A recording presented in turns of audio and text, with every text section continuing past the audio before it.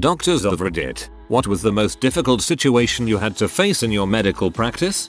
Not a doctor but a nurse. I was working in a fairly busy hospital ED when a mom, 22 weeks pregnant, came in post slip and fall on her front steps. We did a workup and I was in and out. She wasn't strictly my patient but I remembered being pregnant and was assisting. Her ultrasound was okay with some decreased fetal movement but the attending said it was okay and they would watch her. When I got off shift she was still there waiting on a follow-up from OB. Around 3 days later I was in the ED again and I hear this blood-curdling screaming coming from the ambulance bay. This like non-human groaning or I'm not really sure. Animalistic cries. It made me viscerally respond. I get out there and it's the mom.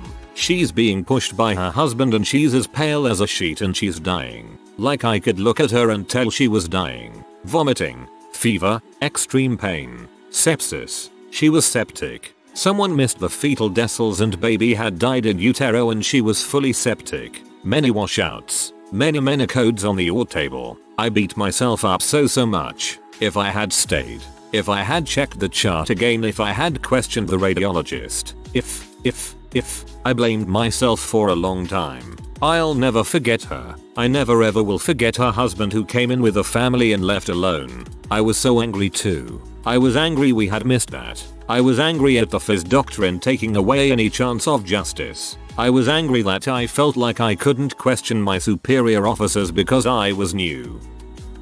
Psychiatrist here. Some 22 years ago, a visiting foreigner was referred to me. She had left her home and native country for the first time and found the experience rather anxiety-provoking and depressing. I sent her to a therapist. The patient had poor comprehension of accents and it was a bit difficult for her to express herself. No big deal at all. Well, I was wrong there in as far as the therapist and the patient interaction was concerned. Therapist came to my office the next day and complained loudly about the person that I had sent. She taxed my patience and drained my energies, her exact words that I remember still. I was surprised. Frankly, I did not and still do not expect such from a therapist or a doc psychiatrist at all. I suggested that she could withdraw if she felt that way and let some other therapist take her over. She shrugged and said I will manage it. Have no worries. 3 weeks later I was greeted by the news the moment that I stepped into my department. There was a new case for me. The hospital administration wanted my opinion ASAP on that case. It was the same therapist. The previous day while in session with the foreigner she lost her cool, screamed, banged the table and as the patient got very nervous, scared and began to cry I lost it completely. Threw stuff in her office around and had to be calmed down. Another psychiatrist witnessed the meltdown. Admitted her and she was under observation. She lost her license and her job. I did witness a few meltdowns of healthcare workers but never to this extent. And in front of a patient. I'm glad she lost her license but still somehow hope she got help for that. 1. Late 30s Asian woman with metastatic breast cancer. Same ethnicity as me. Severe pain from tumors in her bone. Dying any moment. All I could do was try to control her pain with IV opiates. Too much meds made her sleepy and she wanted to be awake to talk and speak with her husband. When she died, her husband was sobbing and put 2 pictures of her kids on either side of her head. He asked me for some scissors to cut a lock of hair. She has just some peach fuzz from recent chemo. Hardest I ever cried for a patient. Felt like I lost my sister if I had one. 2. 20-something-year kid with a rare metastatic cancer. Had taken care of him a few times. There was one time I thought he was going to die. Tumor invading his lung and he was coughing blood. Had a heart-to-heart with him and mom about no resuscitation. DNR. Miraculously he actually got on a drug trial that worked for about 6 months. Was finishing a shift and saw he was in the OR so I went to see him. His cancer spread and now he had brain mets and bleeding in his brain. He was now partially blind and paralyzed. So brutal. Eventually family took him home on hospice and he passed. 3. 60-year man with liver cancer very advanced. Began to have liver failure and blood pressure dropped. Sent him to the ICU to put him on pressors, meds to artificially keep your blood pressure up. When your blood pressure is too low, you stop perfusing and you die. He was completely awake and lucid. He was not a liver transplant candidate. There were 2 options. Stay in the ICU on these meds until an inevitable complication that will lead to your death, or choose to stop the meds and pass away. His last wish was to watch his favorite NBA team play in the playoffs that night. I was thinking, goddamn, you better win this effing game. They did. He asked to have meds turned off and he passed the next day. I'm waiting to be put on the liver transplant list. Was just told a month ago I have liver cancer. It's contained. Won't spread. Thank God. And this is my worst fear. I'm glad his team won, though. I'm sending good vibes your way. It must get really tough to see such sad outcomes. Hopefully the good balances the bad. This is actually based upon what the doctor said in the newspaper article, but many moons ago, before I was born, my dad got stabbed by his ex-wife. She sliced open something major, and my dad was well on his way to bleeding out. He was in the golden hour. Another guy was brought into the same from a car accident and they rushed back and forth between this guy and my dad trying to save them both. The doctor said that they both were within the golden hour, and they weren't sure that either one would survive. He said it was really difficult to make the choice to stop working on the other guy when my dad showed just a smidge more promise that he might make it. Holy frick, that must have been rough on your dad.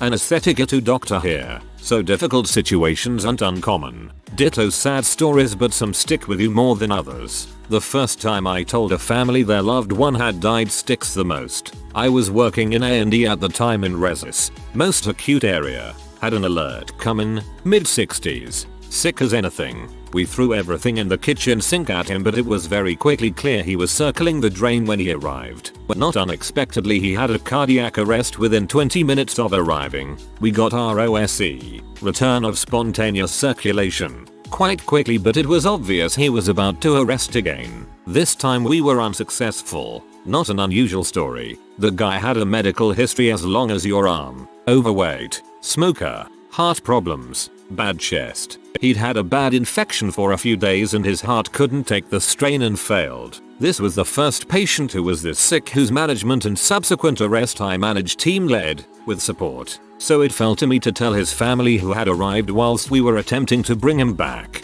He had 2 daughters the same age as me, who knew the minute I walked into the relative's room what I was about to say and fell apart. I kept it together, just to tell them what had happened and that he had died. What got to me the most was they apologized to me and said it must be hard on me too. That really broke me. I returned to the Resis room, hid behind a curtain and cried. My favorite nurse bought me a cup of tea. We had a chat and then I moved on to the next patient, but I still remember him and his family. It's not all miserable thought. Had a few really good outcomes lately too. 2 from my intern year. A lady in her 40s, with a husband and a young daughter, was dying from incurable lung disease. Her family decided to withdraw care and donate her organs. It fell on me, the intern on call in the middle of the night, to go to the OR with the surgical team, order her extubated, keep her comfortable with pain medication until she died, and then pronounce her dead so they could harvest her organs. Her brother was allowed to come into the OR as well, and he was just holding her head and sobbing. I was sobbing. It took her 25 minutes to die. Also, as an intern, had an elderly man with some decreased cognitive function, who apparently had hit someone with his cane in his group home. He was brought to the OR, I believe for not acting right, and admitted until he could be placed in another group home. Placement was very difficult. We had to use restraints on this patient. One morning he ended up throwing up and aspirating his breakfast. We coded him, but couldn't get him back. It was awful. All because he hit someone with a cane, and lots of other subsequent issues, obviously. Now, as a radiologist, I hate reading post-mortem x-rays, especially on kids.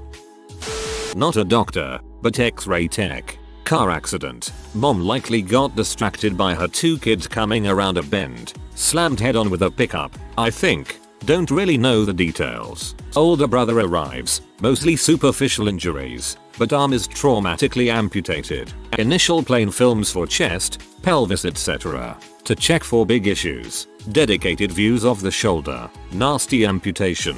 Then plastic stops us and says, hey, pediatric hospital. On the phone, says they'd like to see the other end to see if we can salvage and reattach. I picked up the kid's arm, sitting in the next trauma bay in a tray of ice. Weighed more than I thought it would. I was holding the proximal end, my colleague the distal end with the hand. Honestly felt like I was pulling a chicken breast out of the freezer. Mom and the younger brother never made it to emerg. Found out later that they couldn't salvage the arm. A nurse here had a patient who just before we intubated for sob said, "Can someone look after my cat? She ended up dying from a pay." I honestly pulled up her address to see if I could drop food through a mail slot or let the landlord know or something. She had a PO box listed. Of all the stupid stuff that you see, it surprises me what sticks with you. Pay is pulmonary embolism or blood clot in the lung. For anyone who didn't know. Ran out of ICU beds. Had a patient code on the floor. Go to make room. I guess I used a whole bunch of lingo there. We were running full capacity in the ICU, and that's typically a panic situation, because we always need to have room for patients that emergently need an ICU bed. So we had a patient cardiac arrest on one of the general medical wards, and we needed to move them to the ICU, but there was no space for that patient, so we needed to make room, which typically means we need to get a patient out of the ICU first, but they're all in the ICU for a reason. So there is a lot of yelling at nursing supervisors and painful family discussions that all happen at 3 AM while we are trying to keep someone alive on a general medical floor that is overwhelmed with an actively dying patient. Well, at least you had a stable working surface. Nurse, not a doctor. I work in labor and delivery, and I have held so many dead babies. From miscarriages or preemies before the age of viability. I never forget those families. We usually get some keepsake photos after birth for the grieving family, prepare the bodies for whatever ceremony or funeral is desired, and take care of fetus-specific body handling, provide blankets that don't stick to the skin, warm blankets up before we wrap the bodies, so parents don't have to hold a cold baby, talk to family members as appropriate, etc. One night a 15-year-old came in, suffering a miscarriage of 18-week twins. The first baby was born dead, but the second had a heartbeat, which you could see through his skin.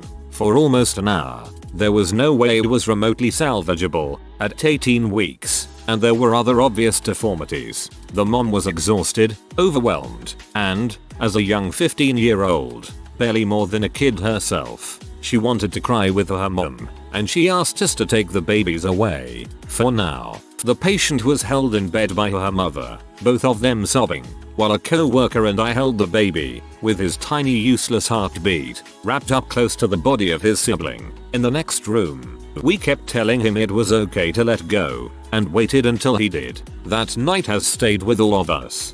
The thought of warming blankets so bereaved parents don't have to hold a cold baby brought tears to my eyes. L&D nurses are amazing.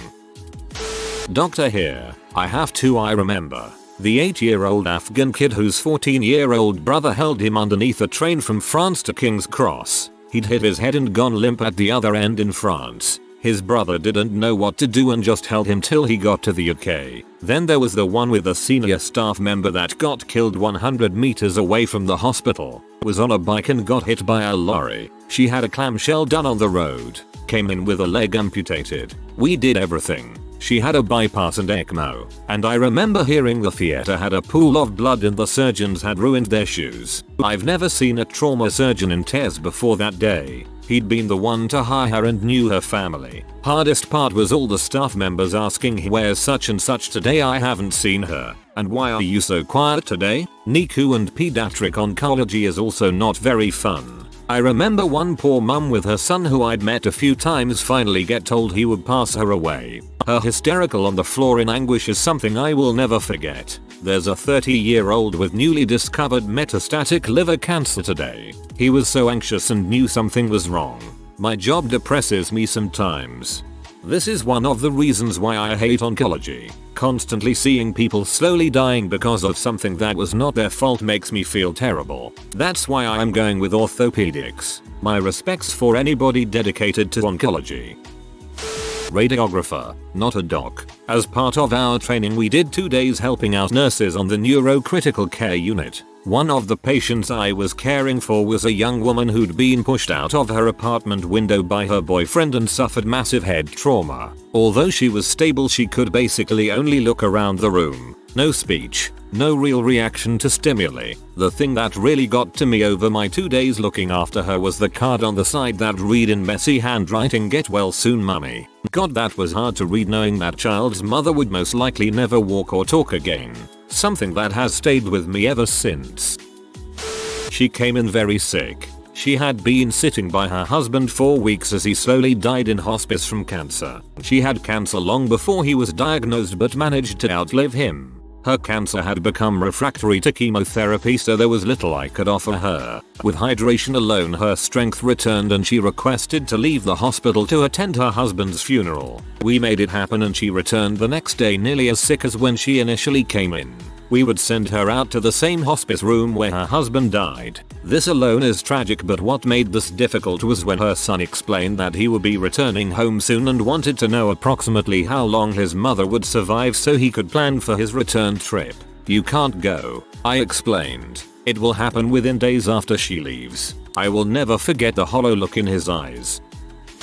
Mental health worker at a state hospital. Had a kid come in with severe behavioral issues. Built like an ox, he was a tough one to restrain when necessary. Compounding that, he'd had heart complications as an infant, so we had to be hyper vigilant of signs of cardiac arrest when he was being restrained. So one day he gets all worked up and starts busting one of our doors up, breaks the arm off of the pneumatic lock. So he's swinging this thing around and we go in to remove the weapon and restrain. He smacks one of my buddies good and puts him into the wall, breaks his collarbone. We back off and call for a police intervention. Eventually, before the police arrive, kid drops the pneumatic lock arm and comes at us barehanded. We restrain. It ends up going to the floor. Just as EMT and police arrive, I watch this kid's eyes completely glass over. I call the EMT over and show them what's up. He's not verbally responding. He won't trace my finger with his eyes act. So we release the restraint and the EMTs flip him over. Sure enough, he's in cardiac arrest. EMTs perform CPR and defib and manage to miraculously stabilize him. They cart him off to the hospital and then take care of Buddy's broken collarbone. The original reason they'd shown up. He came back to us a week later. It sticks with me to this day that if he hadn't taken a swing at my friend, EMT may not have been there on time. He was 13. He was 13. Freaking Christ. I can't even picture this crap. I believe you. It's just hard to imagine what a 13-year-old would look like to be able to do what you described. Must have been one pretty freaking tall 13-year-old. One of my most memorable deaths for many reasons. Had a patient come in semi-unstable, hypotensive with signs of a stroke. Rushed PT to CT, labs etc. Turned out had a new bleed and started to have secondary seizures. Patient codes. We got them back. Established a central line. More meds. Doing better. My nurse calls me and stays the patient is doing something. The tone is all it took to shoot me out of my chair to their room. Secondary seizure activity. Codes again. Meanwhile, I know their daughter is sitting in the family room waiting on bated breath for me to return. Tried everything to get this patient back without success. Time of death called. Worst part of this is not the death, however, it was the daughter's reaction.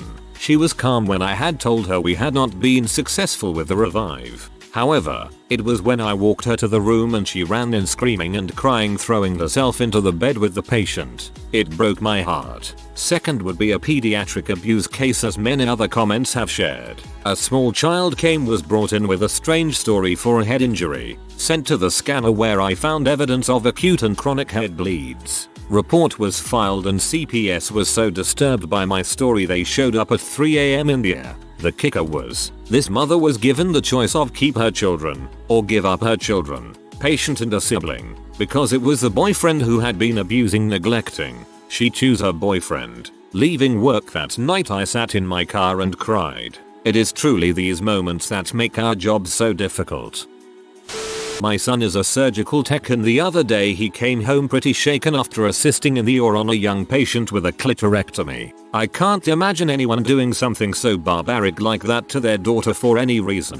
He was with a very experienced nurse in the room who had difficulty inserting a Foley and was affected as well. Female circumcision and genital mutilation is more common than people think. It's freaked up.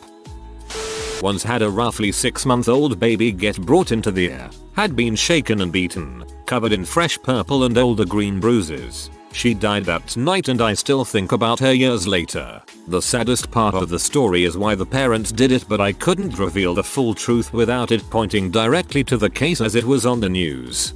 Jesus. My dad had a medical practice, owned by 4 doctors. 2 of the doctors got divorced, and instead of 4 doctors in charge of the practice it became 4 doctors, an ex-husband and an ex-wife. Try making a decision about new equipment, or billing companies, or hiring a manager with a group like that. You could have probably made a TV show out of that. Not a doctor but a respiratory therapist. I have 2 that come to my mind. One, I was still in school and was doing my internship in ICU. I had to see a patient in his 50s to give him breathing treatments. He was a really nice guy, spoke to me of everyday life and cracked some jokes. It stayed like that and went to see other patient after. About 2 hours later, he died on a massive infarctus. I had to be there to manage his ventilation with a senior RT that watched me. After quite some time he ended up going to surgery and died there. That was my first code, and I was wrecked. I told my senior RT how I felt and this was her response. Well, what did you expect? He was in ICU, so this kind of crap happens. Get over it. So yeah, that was my first. 2, a patient died while on ventilator and the nurse forgot to ask me to turn it off before the family came back to mourn. 15. So I had to stop the ventilator. In front of them. All they saw was that he was breathing and suddenly he wasn't anymore. They all started crying while I was leaving. I gave a glare to the nurse and simply said, "Please tell me next time to close the ventilator before the family comes back. I'm really sad for the family since they had to watch me turn it off." She never forgot to tell me afterward. If you are new to the channel, you can subscribe. I publish new videos every day. Until then, check another video.